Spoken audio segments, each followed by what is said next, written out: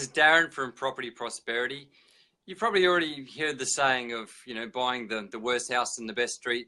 And I suppose the thing is, that essentially saying that the effect our neighbours can have on the value of our home is considerable. So, you think about, that's when you're purchasing a property, but if you're trying to sell your property, what your neighbour's house looks like is going to have a big effect on what you're going to be able to sell your property for. So I know in my experience, I've sold a lot of my own properties over time, and I've also sold a lot of properties for other people.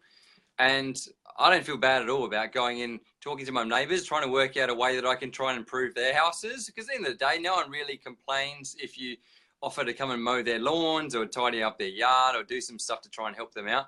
Because what that's going to do, it might cost you, some time to mow their lawn, or you might have to pay, I've had an example recently where I sold someone's house, and the house, 2 houses down actually, had overgrown lawn, and it almost looked like a haunted house almost, to a degree. And I found out it was because the lady that was living there, she'd got sick. She'd gone into an old folks home. They were still trying to work out what to do with their house. So the house was just sitting there vacant it'd been vacant for quite a number of years. And so it got to the point where it was really overgrown. So I just called a Jim's mowing guy, and I knew no one's really going to complain if I came and mowed the lawn. So I then got the Jim's mowing guy to come. It cost me like $50. Came down, mowed all the lawns up. The house wasn't as good as it possibly could have been, but it still was a lot better before than it had, foot-high front lawns and all that sort of stuff. So tidied up that front lawn. That was one of the worst houses in the street. I knew that would be a problem going forward. So it was definitely something that's worth thinking about. So likewise, if you're selling your house, maybe you should have a think about your neighbours' houses as well.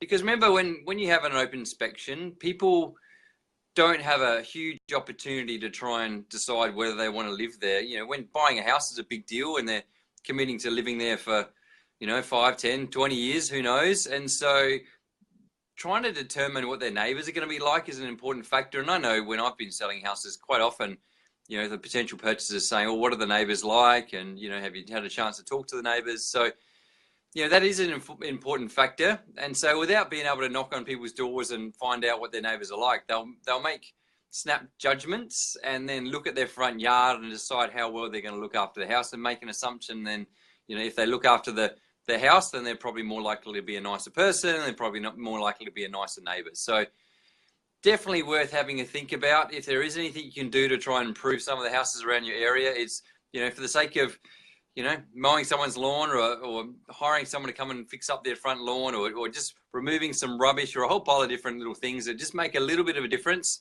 That might not cost you very much, but that might result in, thousands, if not tens of thousands of dollars extra in your pocket. So that's my advice to you. Get out there and have a think about, if you're selling a house, have a look around as if you were, you've spent many, many years living in this house, and you've probably grown accustomed to what your neighbour's house looks like, but understanding that other people look at it with a fresh set of eyes. So perhaps even get some of your friends that haven't seen your house before to come around beforehand and give you their honest opinion on some of the area and things that you could do to try and improve things. And so you only have one chance to make a first impression, basically. So if you're having that first impression going to a potential purchaser, that's obviously quite dangerous, in the sense that you don't want to scare off a potential purchaser.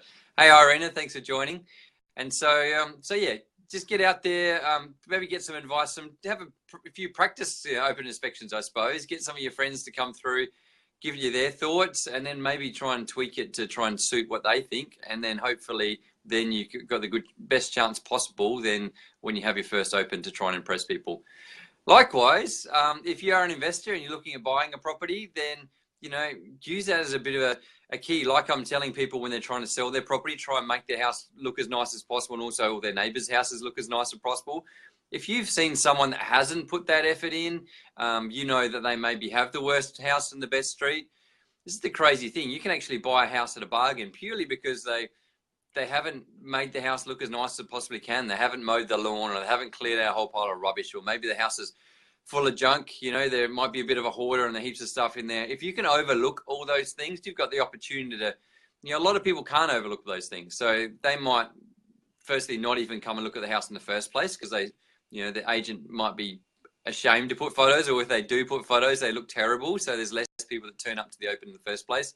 Or secondly, when they come to the open, they're put off by, you know, the house not looking as good as it possibly can. So if you can look out and, you know the what do they tell you? Don't judge a book by its cover. So if you can overlook the cover and look inside to what the house could look like, you've got the potential by doing something, you know, quite small, you know, to fix up some landscaping. Might only cost you, say, $1,000, or to replace some carpeting, only a few grand, or some painting, you know, some things that are relatively easy to do can add like significant amounts of value to your house. So that's my advice to you. If you want to try and grab a bargain, try and look for the worst house in the best street and look at ways you can try and really cheaply try and improve, you know, just the visual appeal of the house, and that can add tens of thousands of dollars to the house without really doing that much. So hopefully it makes sense. Hopefully you can see how there's an amazing opportunity out there if you're looking at buying property, but then likewise if you're looking at selling a property, why it's definitely worth putting in a lot more effort, or just a small amount of effort, to be honest, and then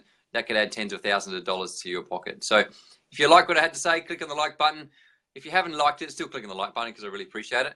Or if you know someone's thinking about selling their house, and perhaps it's a good idea to share this video to them, and then maybe they can get a few tips so they can make sure they get a few thousand or a few tens of thousands of dollars extra in their pocket. Or if you've got something you'd like me to talk about in a future episode, then put a comment in the comment box. I'd love to hear about it. Thanks, guys. I look forward to catching you up next time. Bye.